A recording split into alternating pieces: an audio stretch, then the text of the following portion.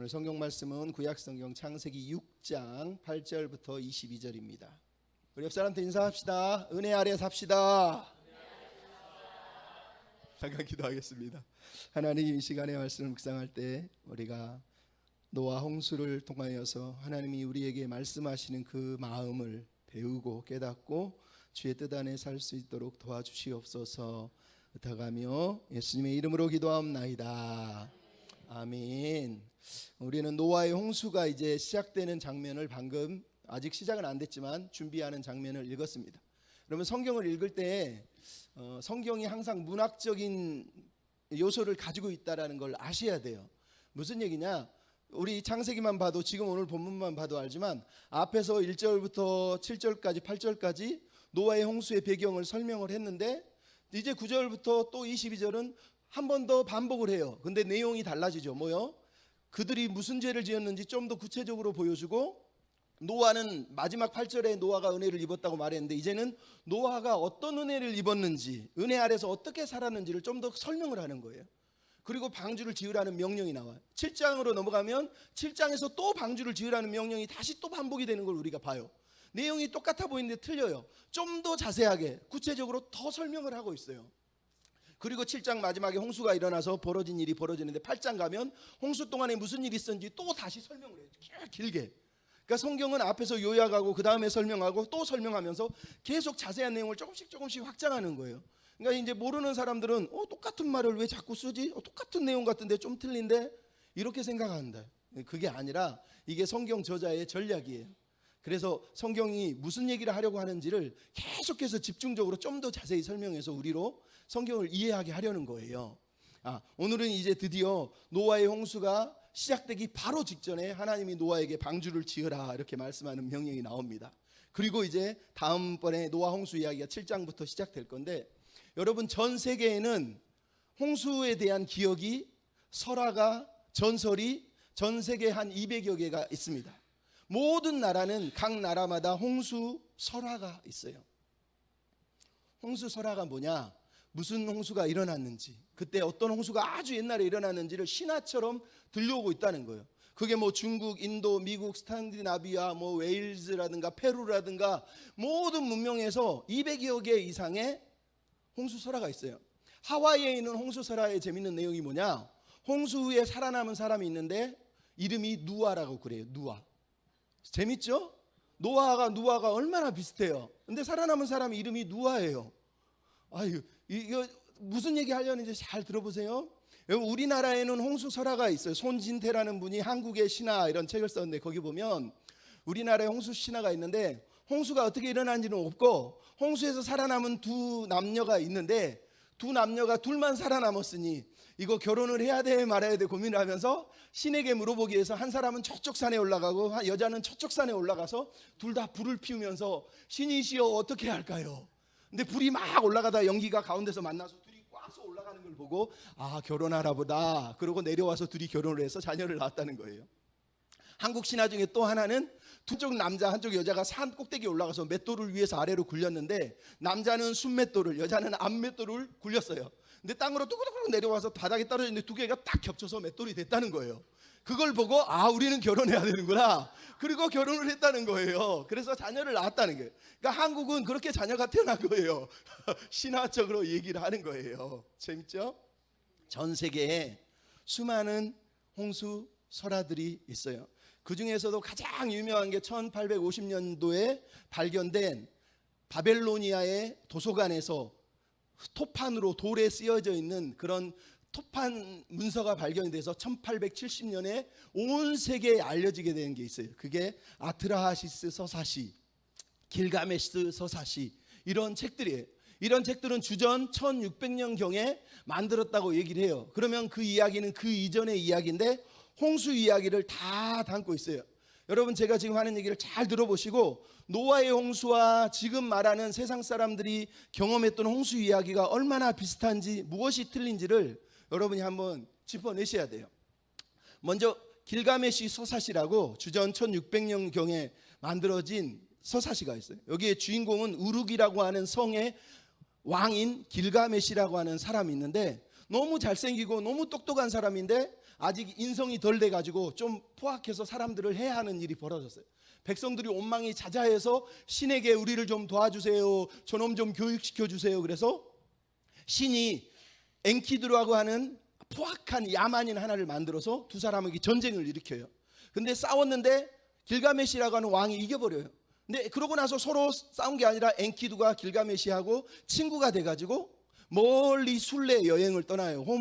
호모의 뭐 일리아드 오디세나 호모가 막 여행하는 것처럼 그 여행을 하면서 이 사람이 왕의 인격을 다져지게 되는 거예요.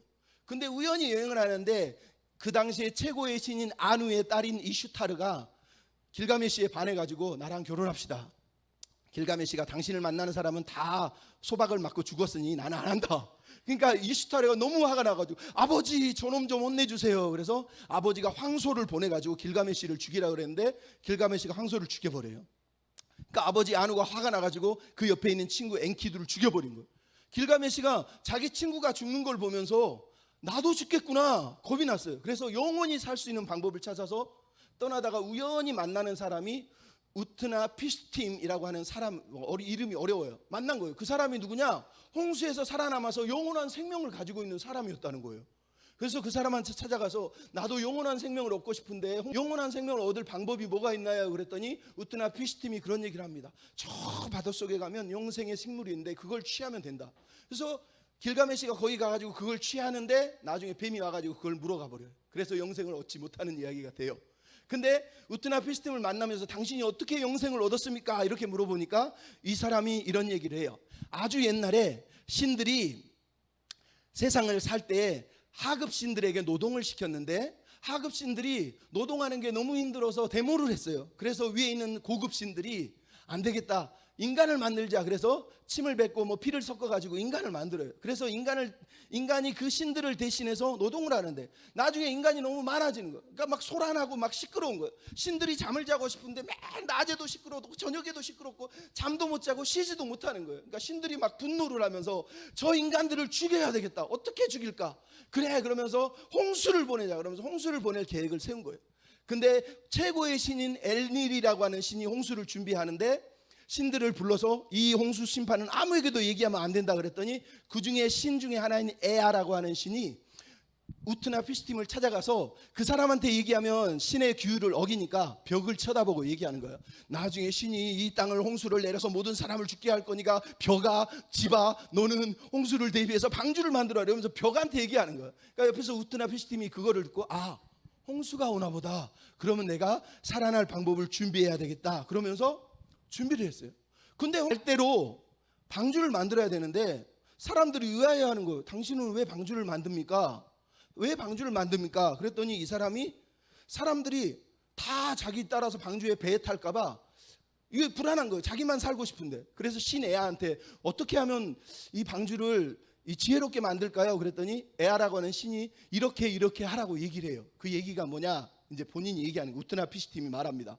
아, 이 방주를 만드는 이유는 저 최고의 신 엔릴이 나를 싫어하니까 나는 바다의 신 압수에 가서 바다의 신하고 살기 위해서 지금 이 배를 만드는 거예요. 그랬더니 아, 그런 거예요? 그러면서 사람들이 그러면은 뭐 어쩔 수 없죠 이렇게 됐어요. 그래서 이 사람이 갈대로 방주를 만드는데 최고의 기술자들을 부르고 아이들을 부르고 가난한 사람들을 불러서 방주를 만들기 시작해요. 그래서 방주를 다 만들고 나서 매일 방주를 짓는 동안에 황소를 잡아서 제사를 드리고 잔치를 벌이고 그리고 6일 만에 똑딱해서 방주를 만드는 거예요. 그리고 방주를 만들고 나서 사람들을 불러서 마지막 잔치를 벌이고 빠이빠이 하고 자기 혼자 방주를 타고 떠나버려요. 그리고 나서 세상에 홍수가 내리는 거예요. 비슷해요? 틀려요? 비슷한 것 같은데 틀린 게 있죠. 아트라하시스 서사시라고 하는 서사시도 있는데 똑같아요. 그것도 내용이. 거기에도 신 엘닐이라고 하는 신이 세상을 홍수로 심판하기 위해서 처음에는 인간들이 너무 시끄러우니까 전염병을 보내요. 그래도 시끄러우니까 두 번째는 가뭄을 보내요. 가뭄을 보내도 또 시끄러우니까 이번에는 홍수를 보내요. 근데 신 에아가 이 아트라하시스라고 하는 사람을 찾아가서 몰래 홍수가 온다는 걸 들려주는 거예요. 그래서 이 아트라하시스가 갈대로 방주를 만들고 그리고 나서 거기다가 씨앗을 가져오고 동물을 선별해서 태우고 그리고 사람들한테 빠이빠이를 하고 자기 혼자 방주를 타고 떠나요. 떠나면서 불쌍한 사람들을 보고 막 구토를 하는 일이 벌어져요. 그러면서 방주에 혼자 살아남는 일이 벌어진단 말이에요. 너무 웃기죠? 재밌는 건 아까 얘기했던 우트나 퓨시팀이나 아트라시스는 사실은 똑같은 사람인데 동네마다 좀 틀려가지고 이름이 바뀌었을 거라는 거예요. 근데 이 사람들이 뭐를 했다고요? 방주에서 혼자 살아남으려고 사람들에게 거짓말을 했다는 거예요. 그리고 방주에 들어가서 사는 동안에 제일 먼저 실은 게 뭐냐? 은과 금을 가장 먼저 싣고, 그 다음에 친척들을 싣고, 그 다음에 씨앗을 심고 동물을 심고, 그리고 떠났다는 거예요. 여러분, 지금 들려준 이야기가 고대 근동의 사람들의 홍수에 대한 기억이에요. 기억, 트라우마의 기억이죠. 여러분, 모든 세계가 다 홍수 이야기를 가지고 있다는 거예요. 근데 왜 이야기가 성경하고 틀려요? 지금 들어본 것처럼 이 모든 이야기는 다 신화적이에요. 신들도 다 신론이에요. 신들이 너무 많아. 거기다가 비인격적이고 비도덕적이에요. 홍수가 왜 일어났다고요? 인간이 시끄러워서. 시끄러워서 내가 잠을 못 자겠네. 그래서 인간을 죽이기로 결정을 했다라는 거예요. 근데 여러분, 창세기에 나오는 홍수 이야기는 뭐예요? 역사적인 이야기라는 거예요. 왜? 여러분, 창세기의 홍수 이야기가 누구 이야기예요? 노아 이야기예요. 근데 노아 족보가 재밌는 게 뭐예요? 아담부터 노아까지 오는 족보는 모두 뭐라고 됐어요? 누가 누구를 낳고 몇 년을 지내고 또 낳고 그리고 죽었더라요. 근데 노아 딱 시작되면 노아의 때 와서는 뭐가 해요? 노아가 몇 세에 아들을 낳고 그리고 나서 이야기가 딱 끊어져 버리는 게 5장 31절이에요. 그리고 나서 노아가 죽는 이야기가 언제 나와요? 9장 28절에 보면 홍수 후에 노아가 350년을 살고 950세에 죽었더라. 즉 5장과 9장 사이에 있는 나머지 이야기가 뭐예요? 노아의 족보 이야기 속에, 노아의 삶 속에 일어났던 홍수 이야기를 노아의 이야기 속에 그대로 집어넣고 있다는 거예요. 그러니까 우리가 노아의 홍수 이야기를 들으면서 이거는 실제적인 이야기구나, 홍수가 있었구나라는 걸 성경이 강조하려고 한다는 거예요. 또 하나는 뭐라고 그랬어요? 하나님이 심판하는 이유가 영적이고 도덕적이라는 거예요. 그냥 시끄러워서 내 마음에 안 들어서 이런 괴팍한 신이 아니라 세상이 윤리적으로 도덕적으로 타락해서 무너지는 걸 보고 심판이 임했다라고 성경이 우리에게 말씀을 하고 있는 거예요. 나아가서 그래서 노아의 방주는 뭐예요? 구원과 심판의 모델이자 모형이 되는 거예요. 예수님도 노아 홍수를 얘기하고 베드로전서에 보면 베드로도 노아 홍수를 얘기한단 말이에요. 이 노아 홍수는 장차 마지막에 하나님이 이 땅을 심판하고 누구를 구원할 것인가 하는 심판과 구원의 모델로 이 이야기를 들려주는 거예요. 그러니까 노아 홍수 이야기를 들으면서 우리는 계속해서 교회가 방주 이야기가 구원의 이야기라고 묵상하는 이야기가 바로 거기에 있단 말이에요. 그런데 이 무너져야 될, 멸망해야 될 심판의 이유를 오늘 본문에서 하나님이 다시 한번 들려주고 있어요. 하나님이 세상을 눈으로 바라보고 계시대요. 6장 12절에 뭐라고 그랬어요? 하나님이 보신즉 땅이 부패했고 모두 혈육 있는 자의 행위가 부패하였더라. 여러분, 하나님이 세상을 보셨어요. 8절에는 뭐라고 그랬어요? 노아가 여호와께 은혜를 입었더라. 풀어서 설명하면 뭐라고 그랬어요? 여호와의 눈이 온 세상에 은혜 베풀 자를 찾고 계셨는데 노아도 하나님의 눈에서 그 은혜를 찾았더라는 거예요. 그러니까 하나님이 세상을 보고 계셨는데 눈에 보이는 세상이 있었고 하나님의 눈에 보이는 노아가 있었다는 걸 얘기하는 거예요. 근데 오늘 보면 12절, 11절, 12절, 13절에 보면 하나님이 세상을 심판한 이유가 뭐라고 그래요? 그 땅이 하나님 앞에 부패했고 포악했다는 거예요. 12절도 부패했고 13절을 보면 또 포악했다라고 얘기를 하고 있어요. 13절, 17절은 그래서 하나님이 함께 세상을 멸하겠다 이런 얘기를 하는 거예요. 하나님이 세상을 멸망시키시는 이유는 심판의 홍수 심판의 이유가 뭐라고요? 첫째는 포악했다는 거예요. 포악했다는 히브리어 하마스는 폭력을 행했다는 거예요. 가인의 아들 라멕처럼 사람을 막 가서 죽이는 폭력을 말하는 거예요. 무자비한 폭력을 말하는 거예요. 온 세상이 폭력이 가득했다는 얘기를 하는 거예요. 그러니까 하나님의 형상은 사람을 죽이면 돼요, 안 돼요? 안 된단 말이에요. 창세기 9장에 보면은 나중에 하나님이 노아 언약을 맺으면서 뭐라고 그래요? 사람의 생명은 피는 너무 소중하니까 사람을 죽이면 안 된다. 하나님은 그 생명을 소중하게 여겼는데 그 당시는 막 사람을 우리가 요즘처럼 묻지마 살인처럼 막 보이는 족족 그냥 자기 욕심 나는 대로 죽이고 치하는 일이 벌어졌다는 거예요. 두 번째는 뭐라고요? 부패. 지난주도 얘기했지만 부패라는 히브리어 단어는 샤하트라고 그러는데 그거는 썩어서 부패했다는 의미도 있지만 바로 다음 절에 나오는 13절 17절에 멸하리라 이 단어가 히브리어 어근이 똑같아요. 부패, 샤하트. 무슨 얘기예요? 하나님이 세상을 멸하는데 샤하트라는 단어를 썼는데 앞에는 부패라는 단어를 썼는데 부패했다는 말이 아니라 직역을 하면 사람들이 모두 혈육 있는 자가 모든 것을 멸망시켜다, 망가뜨려, 부서뜨렸다는 얘기예요. 그러니까 하나님이 세상을 아름답게 지으셨는데 혈육 있는 사람들이 온 땅을 다 망가뜨려 버렸다는 거예요. 완전히 다 깨부셨다는 거예요. 폭력을 통해서 완전히 무너뜨려 버렸다는 거예요. 그러니까 하나님이 볼 때 단 하나도 성한 곳이 없을 정도로 폭력으로 무너뜨려서 망가뜨렸다는 얘기를 하는 거예요. 하나님이 꿈꾸는 세상이 다 망가지고 파괴됐다는 얘기를 하는 거예요. 그러니까 여러분이 왜 하나님이 홍수 심판을 내릴까? 하나님 너무 무섭다 이렇게 생각하시면 안 되고요. 지금 본문이 말하는 건 죄가 얼마나 강력한지, 그 죄가 하나님의 꿈, 하나님의 비전을, 하나님이 지은 세상을 다 망가뜨리고 파괴했다는 얘기를 하는 거예요. 그래서 하나님이 똑같은 단어를 써서 너희가 망가뜨린 세상 나도 너희를 그러면 망가뜨릴 거야 그러면서 멸하겠다라는 단어를 쓰는 거예요. 그러니까 멸하다, 부패하다는 히브리어로는 똑같은 단어인데 한글로 번역할 때 그 동사 형태 때문에 다르게 번역이 돼 있다는 걸 얘기하는 거예요. 그러니까 온 세상이 죄로 망가져서 무너뜨린 거는 하나님이 아니라 인간이 이미 다 망가뜨렸다는 거예요.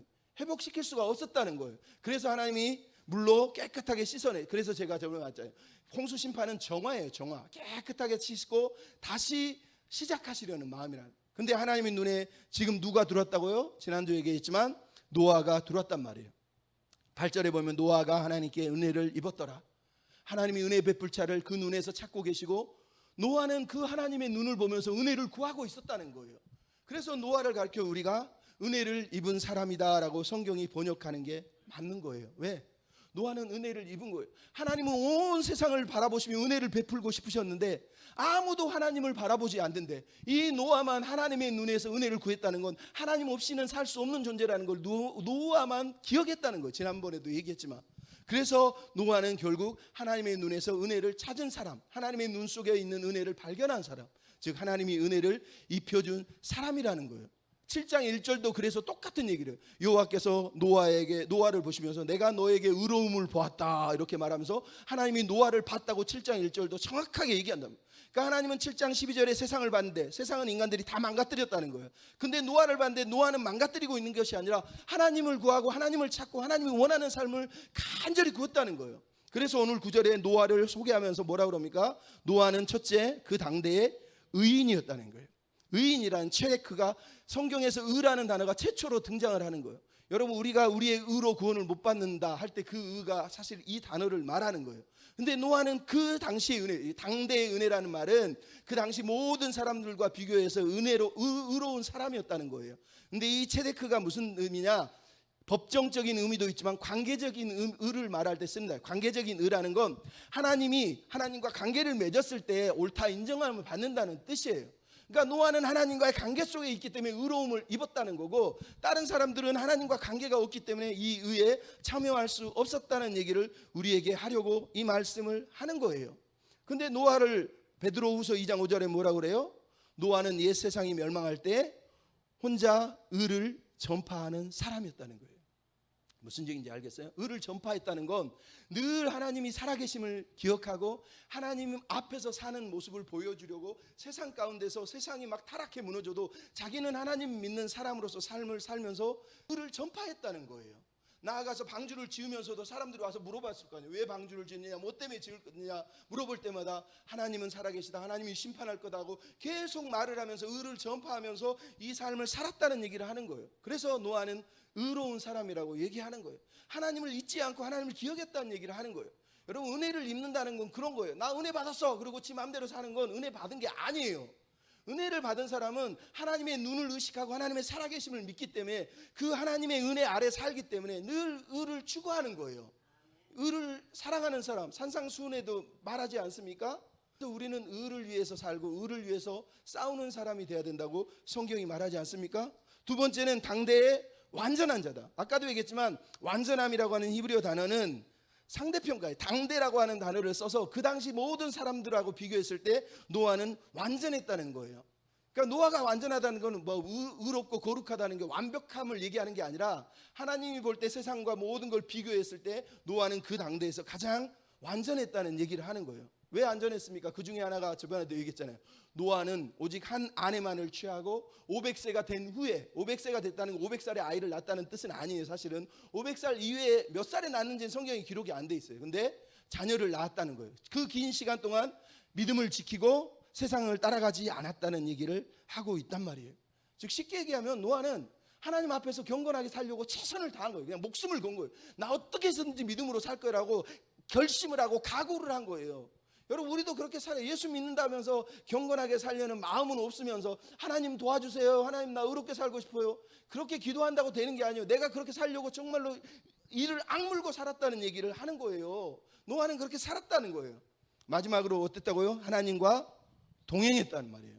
에녹이 하나님과 365년을 살면서 동행했던 것처럼 이 노아도 350세를 살고 950세에 죽었으니까 350년만 동행한 게 아니라 그 전부터 동행했겠죠. 늘 동행한 사람이라고 오늘 본문이 우리에게 들려준단 말이에요. 근데 이 동행이란 단어를 히브리어를 직역을 하면 에녹처럼 하나님과 함께 길을 걸었다 이런 뜻이에요. 늘 하나님과 함께 손을 잡고 하나님과 함께 걸어간 사람이라는 얘기하는 거예요.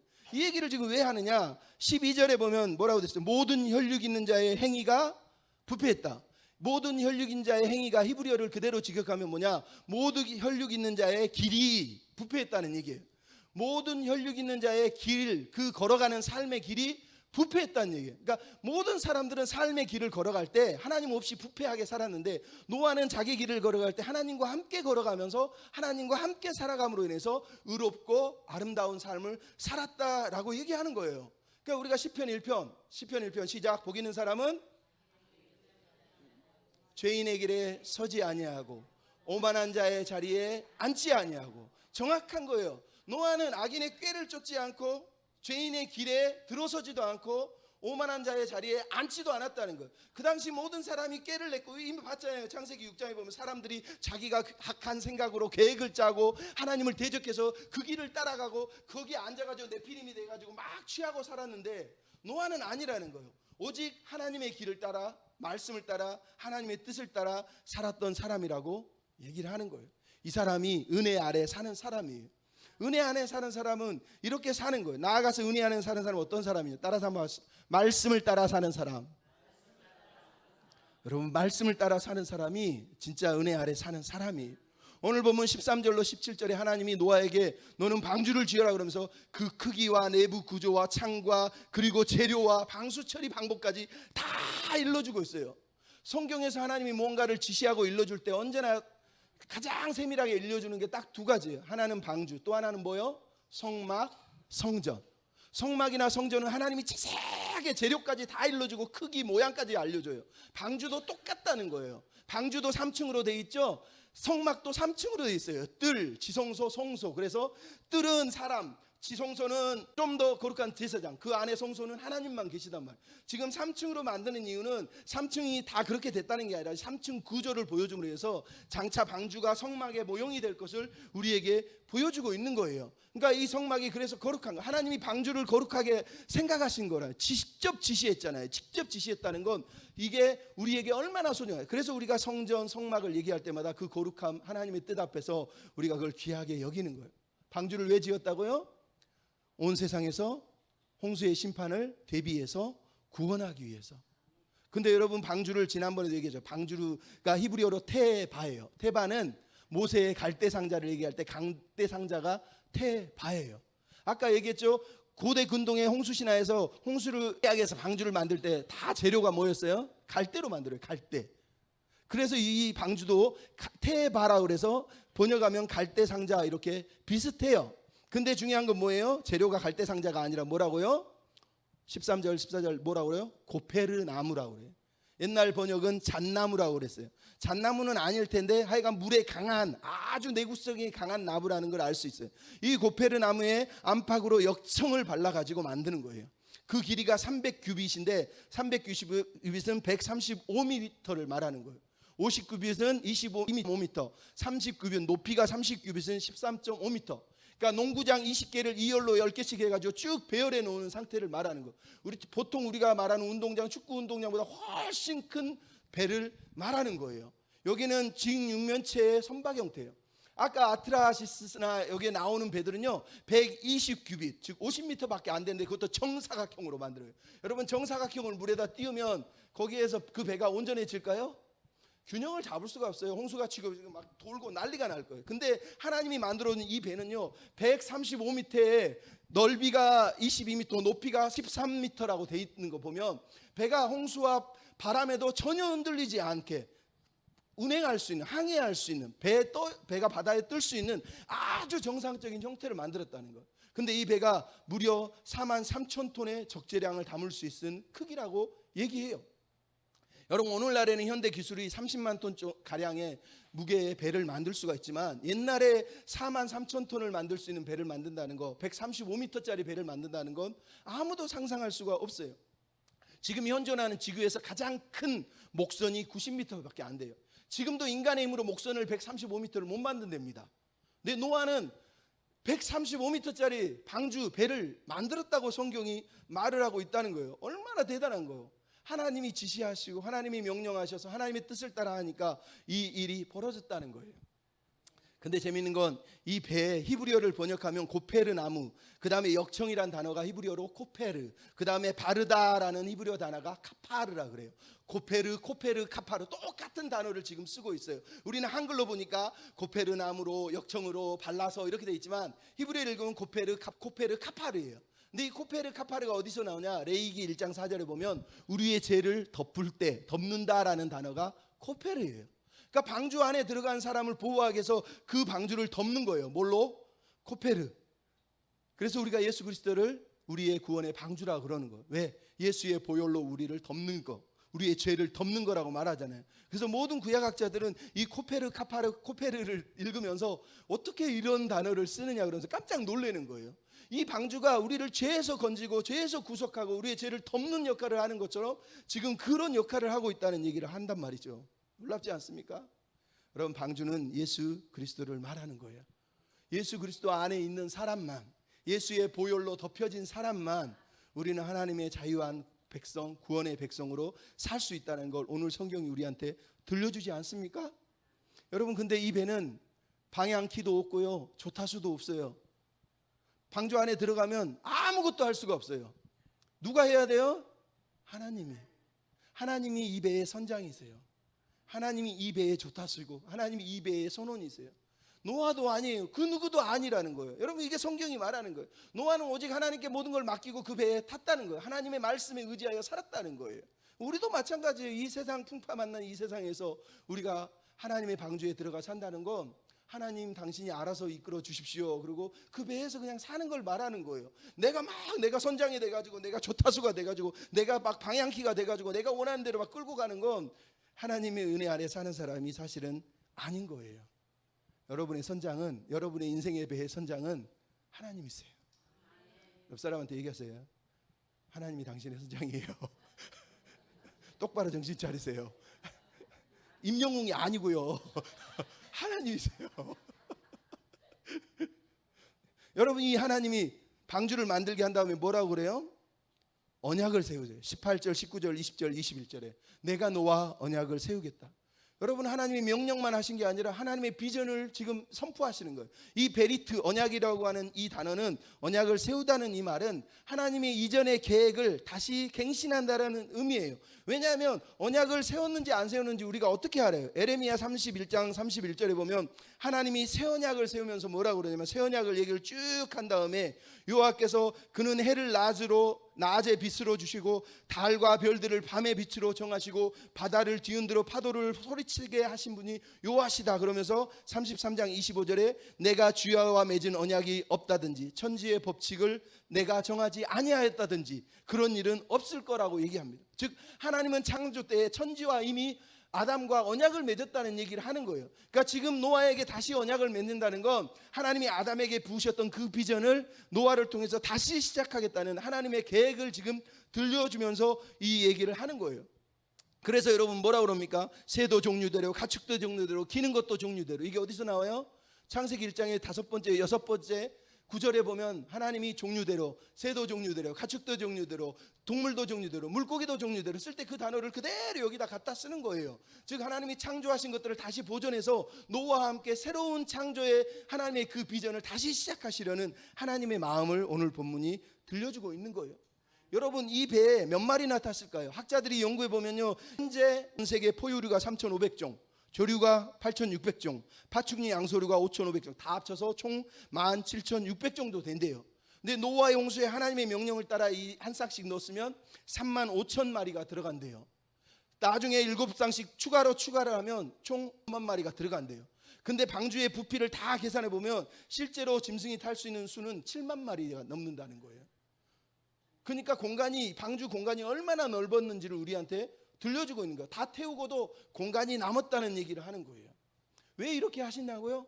하나님이 창세 때 품으셨던 그 비전이 인간이 다 파괴하고 다 무너뜨렸는데 하나님은 그거를 포기할 수가 없어요. 나는 인간이 번성하고 사람들이 자유롭고 모든 동물이 평화로운 세상을 원하는데 노아와 함께 다시 시작하려는 거예요. 그래서 동물들 종류대로 다 불러세우고 노아를 통해서 그 가족을 시작하는 거예요.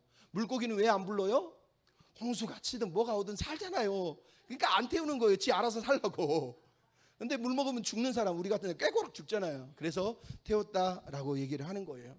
이 언약을 그래서 이전 언약이라고 그래요. 우리가 나중에 보지만 창세기 9장에 보면 하나님이 노아 홍수 이후에 뭐라고 그러냐면 노아에게 너는 생육하고 번성하고 땅에 충만하라 2번이나 얘기해요. 그러면서 자기 형상대로 사람을 지으셨기 때문에 너희는 사람을 생명을 폐하면 안 된다. 여러분 왜 노아 홍수를 일으켰는지를 지금 말하는 거예요. 하나님이 너무 아프신 거예요. 자기 형상으로 만든 사람들이 파괴되고 무너져서. 그래서 노아에게 다시 아담에게 명령한 그 명령을 다시 하면서 생육하고 번성하고 충만해서 하나님의 형상들이 번성하기를 바란다는 거예요. 이 하나님의 마음이 다시 이 언약이라는 단어에 들어있는 거란 말이에요. 그래서 여러분 뭐 네피리님이 하나님의 아들이니 딸이니 그건 논쟁거리는 문맥만 읽어보면 다 해결이 돼요. 창세기 9장만 가도 하나님이 어떤 마음으로 이 얘기를 하는지 안단 말이에요. 이 모든 명령에 노아가 어떻게 반응했어요? 22절에 노아가 그와 같이 하여 하나님이 자기에게 명하신 대로 다 준행하였더라. 여러분 은혜 아래 사는 사람이 방주를 몇 년 만들었을까요? 우리는 모르지만 대략 학자들은 120년이라고 본다면 사막 한가운데 지금 여러분 노아가 살던 데가 어딘지 모르지만 메소포타미아나 아마 바벨론 쪽이라고 생각하면 사막 한가운데예요. 사실은 거기에 나무를 끌어다가 와서 배를 한 조각씩 넣는다. 120년이라는 긴 시간 동안은 엄청난 고역의 시간일 거고 사람들이 우리가 어려서부터 들은 것처럼 노아 미쳤다고 말했을 그 기간이라는 걸 말하는 거예요. 잠깐도 아니에요. 그 다른 신화처럼 6일 만에 똑딱 만들었으면 얼마나 좋겠어요. 갈대상자 엮어가지고. 그게 아니라 고페르 나무를 가져다가 역청을 발라가면서 가족 식구 8명이 그냥 끙끙 앓으면서 120년 동안을 방주를 지었다고 쉽게 생각할 수가 있는 거란 말이에요. 그 정도로 긴 시간을 고생하면서 방주를 만든 거예요. 그러니까 최소로 100년이고 좀 길면 뭐 아들들이 태어나기 전부터 노아가 시작을 했다고 치면 120년을 잡을 수도 있지만 하여간 그 긴 시간 동안 노아가 뭐라고 해요? 지속적으로 하나님의 말씀에 순종하고 있는 거예요. 그 고난 속에서도 말씀을 붙잡고 그 말씀대로 살려고 애쓰고 있고 세상의 조롱소리 세상의 비난소리를 들어가면서도 자기는 나는 하나님 말씀대로 살 거야. 말씀의 길을 따라 살 거야. 그렇게 결정하고 묵묵히 살았다고 얘기를 하는 거예요. 왜요? 하나님의 은혜를 입었기 때문에 은혜가 뭔지를 알기 때문에 은혜 아래 사는 사람이 뭔지를 알기 때문이에요. 여러분 은혜 안에 살고 있습니까? 여러분 정말 은혜의 백성입니까? 하나님과 동행해야 돼요. 하나님의 말씀을 붙들고 살아야 돼요. 하나님의 사랑에 붙들려서 감사하면서 살아야 되는 거예요. 여러분 에베소서 마지막으로 에베소서 2장 8절부터 나오는 내용이 뭐예요? 사도 바울이 말하잖아요. 너희가 그 은혜를 인하여 믿음으로 말미암아 구원을 얻었으니 하나님의 선물이다. 아무도 자랑하면 안 된다. 왜 그 은혜를 주셨느냐? 10절에 우리는 그의 만드신 바라 예수 그리스도 안에서 선한 일을 위하여 지심을 받은 자니 하나님이 전에 예비하사 우리로 그 가운데 행하게 하려 하심이라는 거예요.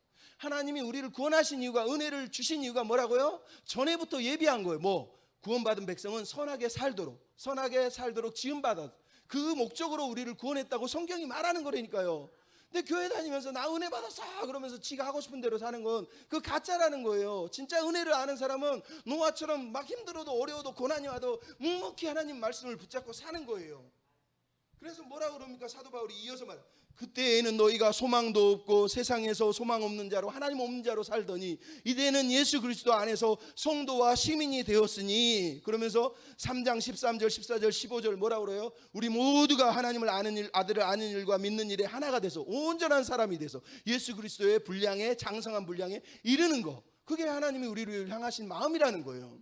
그러니까 여러분 우리가 은혜를 안다면 하나님의 예수 그리스도의 장성한 분량에 이르기 위해서 노아처럼 이를 악물고 나는 건강하게 살 거야 의롭게 살 거야 하나님과 동행하고 살 거야 하나님 말씀을 따라 살 거야 이렇게 해서 여러분 각오를 다져야 된다니까요.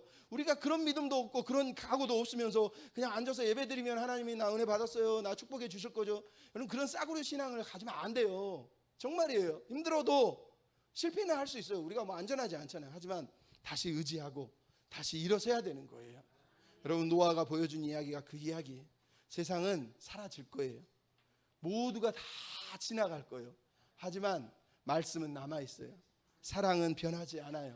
우리 하나님의 사랑을 붙들고 주의 말씀을 의지해서 이 고난의 시간들을 믿음으로 이겨내는 우리가 됐으면 좋겠어요. 찬양하고 마칩시다. 세상의 모든 것이 다 변하고 모두가 다 지나가도 우리는 주님을 사랑하고 주의 말씀을 붙잡고 의의 백성으로 살 수 있도록 도와주시옵소서.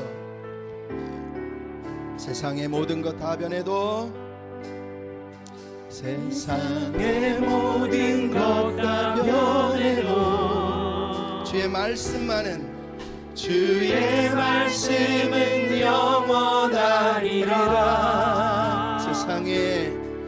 세상의 모든 것 다 지나도 주의 사랑은 계속됩니다. 주의 사랑은 계속되리라. 한 번 더. 세상의 모든 것 다 변해도 세상의 모든 것 다 변해도 노아처럼 말씀을 의지합니다. 주의 말씀은 영원하리라. 세상의 모든 것 다 지나도 주님 말씀 사랑은 계속됩니다. 주의 사랑은 계속되리라. 그러므로 주 말씀 의지합시다. 주 말씀 의지하여 찬양하네. 존귀하신 주 내 모든 것 되네. 주 사랑 의지하여 찬양. 변함없이 그 사랑만이 내 모든 것 되신 주 말씀 의지하여 의지하여 찬양하네. 존귀하신 내 모든 것 되네. 주 사랑 의지하여 찬양하네. 내 모든 것 되신 주님. 세상 소망과 사라져가도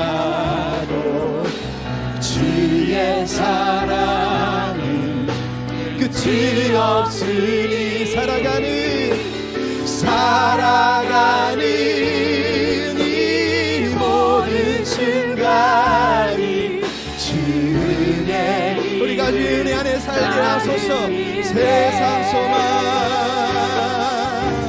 세상 소망과